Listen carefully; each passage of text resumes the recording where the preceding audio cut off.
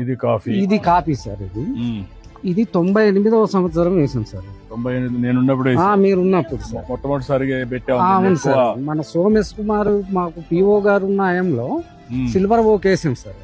అప్పుడే నేను వేయించాను.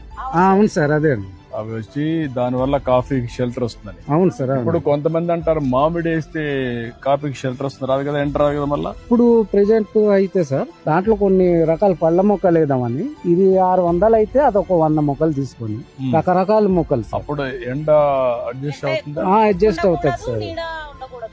రెండు బ్యాలెన్స్ చేయాలి. రెండు బ్యాలెన్స్ చేయడానికి వస్తామండి. సిల్వర్ ఓక్ అయితే స్ట్రైట్ గా వెళ్తుంది సార్. దానికి పెప్పర్ పెడుతున్నాం. పెప్పర్ అప్పుడు పెడుతున్నాం. పెట్టింది. అవును సార్. ఇప్పుడు కొత్త అనుభవాలు ఏంటి? మనం కొంతమంది సజెస్ట్ చేస్తున్నారు అంటే సార్ పండ్ల ఇప్పుడు తోటలు పెట్టి మంచి చెట్లు పెట్టి దాని కింద పెట్టమని. అవును సార్. కొన్ని చెట్లు సిల్వర్ ఓక్ తీసుకోండి సార్. ఉమ్, కొన్ని రకరకాల జామ, నేరోడి, ఉమ్, పనస, ఉమ్, ఈ మామిడి సార్. ఉమ్, ఈ 4 రకాల మొక్కలు ఈ మధ్యలో ఆ మొక్కలు ఉండాలి సార్. ఉమ్. అలాగైతే కరెక్ట్ గా ఈ షేడ్ బ్యాలెన్స్ అయిపోద్ది సార్. అవుతుందా? అవుతుంది సార్.